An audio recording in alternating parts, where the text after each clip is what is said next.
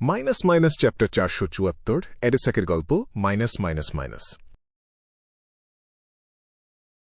Red rose ম্যানরের সোলারিয়ামের ভেতরে অ্যাডেসাক অগাস্টাস ফ্লোর থেকে ছাদ পর্যন্ত লম্বা জানালার পাশে দাঁড়িয়েছিল। সে বিষণ্ণ মুখে নির্লিপ্ত ট্রিসির দিকে তাকিয়েছিল। তার গলা দিয়ে যেন লাভা বেরুচ্ছিল। সে এমন একটা গলায় বলল, তুমি আবার পালিয়েছিলে কেন? ট্রিসি তার পাশ দিয়ে জানালার বাইরের দিকে তাকাল। সে খিলখিল করে হেসে উল্টো প্রশ্ন করল, তুমি কি উল্কাপাত দেখেছিলে? পৃথিবীর কাঁপুনি কি টের পেয়েছিলে? তার পেছনে ক্যাবিনেট থেকে পোর্সেলিন আর অন্যান্য জিনিসপত্র মোটা নরম কার্পেটের ওপর পড়েছিল। বৃদ্ধ বাটলার ফাঙ্কেল তার পাশেই দাঁড়িয়েছিল। অ্যাডেসাক নিচু গলায় জবাব দিল, এমনটা ঘটা খুব একটা বিরল কিছু নয়। ট্রিসি হালকা করে ভ্রু কোঁচকাল। তুমি বড়ই একঘেয়ে। তাহলে তোমাকে খুলেই বলি, আমি একজন ডেমননেস। প্রিন্স অ্যাডেসাকের চেহারার কোনো ভাবান্তর হল না। সে বৃদ্ধ বাটলারের দিকে ঘুরে বলল, দরজা পাহারা দাও আর কাউকে ভেতরে ঢুকতে দিও না। জি, ইয়োর হাইনেস। ফাঙ্কেল ট্রিসির দিকে ঠান্ডা চোখে তাকিয়ে সোলারিয়াম থেকে বেরিয়ে গেল। দরজা বন্ধ হওয়ার শব্দ শুনে অ্যাডেসাক ধীরে ধীরে শ্বাস ছাড়ল। ট্রিসি চিক, হে হে, তুমি তো নিজেকে ট্রিসি বলেই ডাকতে পছন্দ করো। আমি জানি তুমি একজন ডেমননেস। যে লোকটা তোমাকে বিয়ন্ডার উপাদান কিনতে সাহায্য করেছিল সে ব্যর্থ হয়েছিল। তুমি যা পেয়েছিলে তা আমিই দিয়েছিলাম। আমার রাজকুমারী একজন উইচ নাকি ডেমননেস তা নিয়ে আমার কোনো মাথা ব্যথা নেই। আমি এমনকি তোমার ওয়ান্টেড পোস্টারও দেখেছি। ট্রিসি প্রথমে অবাক হল, কিন্তু এরপরই তার মুখে একটা বিদ্রূপের হাসি ফুটে উঠল। তুমি দেখি অনেক কিছুই জানো। তুমি কি জানতে যে আমি একসময় একজন পুরুষ ছিলাম আর আমার আসল নাম ট্রিস? কি? অ্যাডেসাকের চোখ বড় বড় হয়ে গেল। সে মাথাটা একটু কাত করল, যেন নিজের কানকে বিশ্বাস করতে পারছিল না। এটা দেখে ট্রিসি না হেসে পারল না। সে পাগলের মতো সামনে পেছনে হেলে দুলে হাসতে লাগল। হা হা, তুমি কোনো ভুল শোনোনি। আমি একসময় পুরুষ ছিলাম। আমিও তোমার মতোই ছিলাম, আর আমার নিচের জিনিসটা তোমার চেয়েও লম্বা আর মোটা ছিল। তবে উইচ পোষণ জোর করে আমার লিঙ্গ পরিবর্তন করে দিয়েছে। তোমার কি ঘেন্না লাগছে? তোমার কি গায়ে কাঁটা দিচ্ছে? এতদিন ধরে মনের ভেতর চেপে রাখা কথাগুলো উগরে দিয়ে সে 2 পা সামনে এগিয়ে গেল। অ্যাডেসাক স্বয়ংক্রিয়ভাবেই পিছিয়ে গেল। তার গলার অ্যাডামস অ্যাপলটা অজান্তেই ওঠানামা করল। সে বিড়বিড় করে বলল, না, ব্যাপারটা এমন না তুমি একজন আসল নারী। এতে কোনো সমস্যা নেই। আমি সেটা নিশ্চিতভাবেই বলতে পারি। তারপর সে গলা উঁচিয়ে বলল, যে মুহূর্ত থেকে আমি তোমাকে দেখেছি তুমি একজন সত্যিকারের নারীই ছিলে। অতীতে তুমি কেমন ছিলে তা আমি জানতে চাই না। আমি ভান করতে পারি যে এমন কিছুই কখনো ঘটেনি। আমি বর্তমান তোমাকেই পছন্দ করি, তোমাকেই ভালোবাসি। অবাক হয়ে ট্রিসি হাত তুলে হাসির কারণে বের হওয়া চোখের পানি মুছল। তুমি আসলেই একটা করুণ মানুষ। তুমি কি এখনও বুঝতে পারছ না? আমাদের দেখা হওয়াটা কোনো কাকতালীয় ঘটনা ছিল না, এমনকি তোমার এই আগ্রহটাও। সে বিরক্তি নিয়ে থামল, তারপর আবার বলতে শুরু করল, আমার প্রতি তোমার এই আগ্রহটাও অন্য কারো সাজানো নাটক ছিল। তোমার কি মনে হয় না যে সবকিছু খুব তাড়াতাড়ি ঘটে গেছে? আমি প্রথম দর্শনে প্রেমে বিশ্বাস করি, কিন্তু এর যে এতটা জাদুকরী ক্ষমতা থাকতে পারে তা আমি মানি না। তুমি থার্ড ক্লাস রোমান্টিক উপন্যাসের মূল চরিত্রের মতো আচরণ করছ। মাত্র একবার দেখেই প্রেমে পাগল হয়ে গেছ। তুমি একসময় কেমন মানুষকে পছন্দ করতে সেটা ভুলে গিয়ে একজন অচেনা মানুষের প্রেমে পড়েছ। এটা একটা পাগলামি। প্রিন্স অ্যাডেসাকের চোখ শূন্য হয়ে গেল আর তার মুখ হাঁ হয়ে রইল, কিন্তু সে কোনো কথা বলল না। তার শরীরটা হঠাৎ দুলে উঠল, যেন অনেক লম্বা একটা স্বপ্ন থেকে সে এই মাত্র জেগে উঠেছে। তুমি আসলেই আমার টাইপের, কিন্তু আমার প্রতিক্রিয়াটা আসলেই খুব বেশি বাড়াবাড়ি ছিল। ট্রিসির ঠোঁটের কোণ বেঁকে গেল। সে মুখ ঘুরিয়ে একটা তাচ্ছিল্যের হাসি হাসল। কি করুন একটা মানুষ, তোমার পছন্দগুলো অন্য কেউ ঠিক করে দিচ্ছে। তুমি যেন সুতোর টানে চলা একটা পুতুল। তুমি কি বোঝো না? তোমাকে বলির পাঁঠা বানানো যায়। আমি রাজপরিবার আর ডেমননেস সেক্টের চুক্তির জন্য জিম্মি হওয়ার পাশাপাশি এই ধোঁকাবাজির একটা প্রয়োজনীয় মুখোশও বটে। আমার কাছে ডেমননেস সেক্টের একটা গুরুত্বপূর্ণ জিনিস আছে। তোমার কড়া নজরদারিতে আমাকে যে কোনো সময় শেষ করে দেওয়া হতে পারে, আর এর ফলে ওই গুপ্তধনটাও হারিয়ে যাবে। এটাই হলো আমাদের চুক্তির আসল রূপ। আর এই ব্যাপারটা যখন বাকি 3টা চার্চ বা সেনাবাহিনীর কাছে ফাঁস হয়ে যাবে, তখন পুরো ঘটনাটা খুব সাধারণ একটা গল্প হয়ে দাঁড়াবে। প্রিন্স অ্যাডেসাক তার লালসার বসে লুকিয়ে একজন ডেমননেস পুষেছিল। নিজের এই জঘন্য পাপের কথা জানতে পেরে সে নিজের মুখে গুলি চালিয়ে আত্মহত্যা করেছে।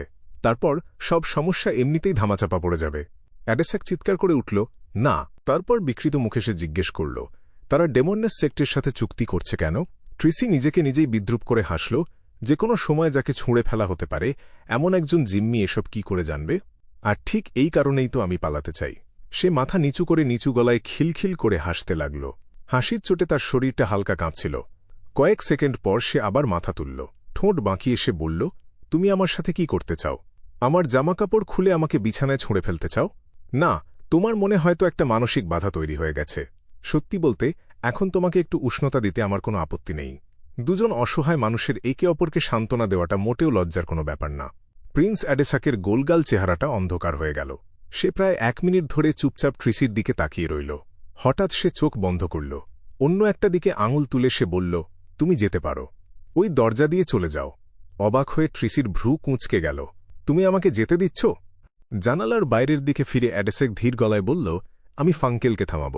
তবে তুমি অন্য ধাওয়াকারীদের হাত থেকে পালাতে পারবে কিনা সেটা তোমার নিজের শক্তি আর ভাগ্যের ওপর নির্ভর করছে। কয়েক সেকেন্ডের জন্য ট্রিসির চোখে একটা ঘোরের মতো ভাব দেখা গেল। তারপর সে দ্রুত লুকানো দরজাটার দিকে ছুটে গেল। যাওয়ার আগে সে পেছনে না তাকিয়ে পারল না। আর তোমার কি হবে? অ্যাডেসাক মাথা ঘোরাল না। সে লম্বা জানালা দিয়ে বাইরের দিকে তাকিয়েই রইল, যেন অতীতের ছায়া খুঁজছিল। সে হেসে বলল, আমার কথা বলছ?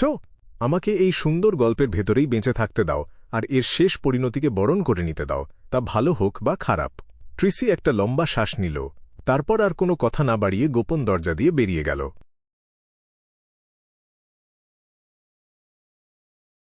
সেন্ট স্যামুয়েল ক্যাথেড্রালের একটা শান্ত ঘরে চার্চ অফ এভারনাইটের 13 জন আর্চবিশপদের একজন, ব্যাকলুন্ড ডায়োসিসের দায়িত্বে থাকা সেন্ট অ্যান্টনি স্টিভেনসন আর্ল হোলের বাসা থেকে একটা জরুরি টেলিগ্রাম পেয়েছিল।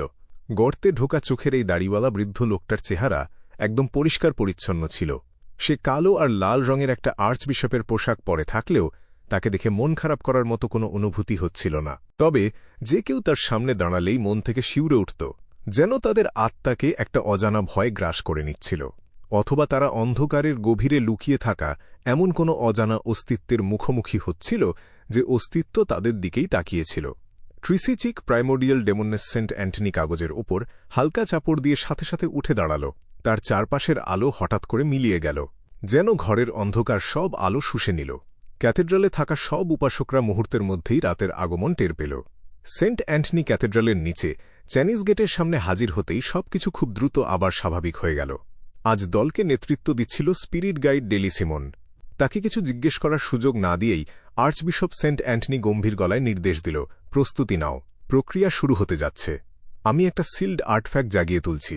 সে 017 ব্যবহার করতে চাইছিল ট্রিসির ব্যাপারটা নিশ্চিত করতে, আর এর সমাধান করতে সে ওই ভয়ঙ্কর সিল্ড আর্টফ্যাক্টটা কাজে লাগাতে চাইছিল। আর হোলি ক্যাথেড্রালের বাইরে রাখা এটাই ছিল একমাত্র গ্রেড 0 সিল্ড আর্টফ্যাক্ট। চার্চের ওপর মহলের মাত্র 2 জন জানত যে এটা ব্যাকলুন্ড ডায়োসিসে আছে। ডেলি 1 সেকেন্ডের জন্য চমকে উঠলেও সাথে সাথেই জবাব দিল, জি ইয়োর গ্রেস। অপেক্ষা করতে করতে সেন্ট অ্যান্টনি চোখ বন্ধ করল। আর তখনই 017 এর কিছু তথ্য তার মনে ভেসে উঠল। নম্বর 17, নাম XXXXXX, বিপদের মাত্রা 0, অত্যন্ত ভয়ঙ্কর। এটা সবচেয়ে বেশি গুরুত্বপূর্ণ আর সবচেয়ে বেশি গোপনীয়। এটা নিয়ে খোঁজখবর নেওয়া, তথ্য ছড়ানো, বর্ণনা করা বা গুপ্তচর বৃত্তি করা পুরোপুরি নিষেধ। নিরাপত্তা ছাড়পত্র পোপ, টিম এর গবেষকরা এবং ব্যাকলুন্ড ডায়োসিসের আর্চবিশপ। নোট: যখন আর্চবিশপকে ব্যাকলুন্ড ডায়োসিস থেকে বদলি করা হবে, তখন সিল্ড আর্টফ্যাক্ট 1:29 ব্যবহার করে তার স্মৃতি মুছে ফেলতে হবে। সিল করার পদ্ধতি 1:29 এবং 1:80 এর সাহায্যে এই সিল সম্পন্ন করা হয়। বর্ণনা: এটা কোনো বস্তু নয়, এটা একটা জ্যান্ত দেবদূত। তার চেহারা খুব সুন্দর, চুল আর চোখ কালো। দেখতে কম বয়সী মেয়ের মতো মনে হলেও তার আসল বয়স অনুমান করা সম্ভব নয়। ধর্মগ্রন্থে বলা সেই ডানাগুলো তার নেই। শুধু চেহারা দেখে সাধারণ মানুষের সাথে তার কোনো পার্থক্য করা যাবে না। তার চিন্তা করার কোনো ক্ষমতা নেই, আর সে তার সমস্ত অনুভূতি হারিয়ে ফেলেছে। তার আশেপাশে আসা যে কেউ এবং যে কোনো কিছুই পুরোপুরি গায়েব হয়ে যাবে ডিভিনেশন আর অন্যান্য পদ্ধতির সাহায্যে নিশ্চিত করা গেছে যে তারা এখনও বেঁচে আছে, কিন্তু তাদের খুঁজে বের করা অসম্ভব। এ পর্যন্ত 1825টা পদ্ধতি চেষ্টা করা হয়েছে, আর তার সবগুলোই ব্যর্থ হয়েছে। 017 এর প্রভাবের জায়গাটা কোনো নির্দিষ্ট নিয়ম ছাড়াই বড় আর ছোট হতে থাকে। এর কারণে এখন পর্যন্ত 70 জনেরও বেশি গবেষক গায়েব হয়ে গেছে। সতর্কতা: তাকে ব্যবহার করা যাবে না। পরিশিষ্ট 1, এই সিল্ড আর্টফ্যাক্ট প্রথম 4th ইপকের পেলেও এরাতে দেখা গিয়েছিল। সঠিক বছর অজানা, সঠিক তারিখ অজানা, সঠিক জায়গা অজানা। পরিশিষ্ট 2, পাওয়া তথ্য অনুযায়ী তাকে এ পর্যন্ত 5 বার জাগানো হয়েছে।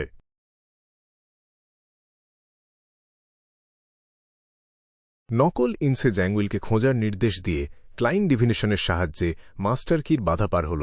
তারপর রিভেলেশনে পাওয়া রাস্তার দিকে ছুটতে শুরু করল। সে খুব ভালো করেই জানত যে তন্ন তন্ন করে খোঁজা হলে ফাঁকা ঘরের সেই লাশটা খুব তাড়াতাড়ি ধরা পড়ে যাবে। তাই তাকে সময়ের সাথে পাল্লা দিয়ে বের হওয়ার রাস্তায় পৌঁছাতে হচ্ছিল। একজন ফেসলেসের ক্ষমতার সাথে এমন একটা জাদুকরী বস্তুর দরকার যেটা লাশ গায়েব করে আমার যাওয়ার সব চিহ্ন মুছে ফেলতে পারে। অভিজ্ঞতা থেকে শিক্ষা নিয়ে ক্লাইন খুব কম সময়ে এই সব চেকপয়েন্ট আর টহল দলের চোখ এড়িয়ে ডিভিনেশনের দেখানো রাস্তায় পৌঁছে গেল। তবে যে জিনিসটা তাকে আরও বেশি অবাক করল তা হল সেখানে কোনো পাহারাদার ছিল না, শুধু একা একটা ভারী পাথরের দরজা দাঁড়িয়েছিল। কি হচ্ছে এসব? বের হওয়ার দরজায় কেউ পাহারা দিচ্ছে না কেন? আমার ডিভিনেশন কি ভুল ছিল, নাকি পাহারাদাররা বাইরে আছে? এসব ভাবতে ভাবতে ক্লাইন একটা কোনায় গিয়ে নিজের বর্মটা খুলে ফেলল। এর ফলে সে আবার আগের মতো হালকা আর ক্ষিপ্র হয়ে উঠল। তারপর সে বাইরের দিকে খোলা পাথরের দরজাটার কাছে গেল। হাতড়ে হাতড়ে সে বাঁদিকের দেয়ালের কোনায় পৌঁছাল। একটা সোনার কয়েন দিয়ে সাবধানে চেক করার পর ক্লাইন সেই পুরনো ব্রোঞ্জের চাবিটা বের করল। সে ওটা দেয়ালে ঠেকিয়ে আলতো করে ঘোরাল। পানির ঢেউয়ের মতো একটা আভা তৈরি হয়ে হালকাভাবে ছড়িয়ে পড়ল। ক্লাইন দরজা দিয়ে না গিয়ে চুপি চুপি দেয়াল পার হয়ে গেল। সবচেয়ে প্রথমে সে গম্বুজ থেকে আসা প্রাকৃতিক আলো দেখতে পেল। তার মানে এই জায়গাটা সত্যিই বের হওয়ার রাস্তা ছিল। ক্লাইন সাবধানে চুপচাপ দাঁড়িয়ে থেকে তাড়াতাড়ি আলোর সাথে নিজের চোখ মানিয়ে নিল। সে তার পায়ের নিচে পরিষ্কার কিন্তু দাগওয়ালা ধূসর পাথর দেখতে পেল, আর সামনে দেখতে পেল মোটা মোটা কয়েকটা পিলার। হলের মাঝখানে একটা বেদির চারপাশে 4 জন হুড পরা মূর্তি হাঁটু গেড়ে বসেছিল। একটু পরেই ক্লাইন একটা নরম কিন্তু মিষ্টি মেয়েলি গলার আওয়াজ শুনতে পেল। মিস্টার এ, তুমি কি প্রস্তুত?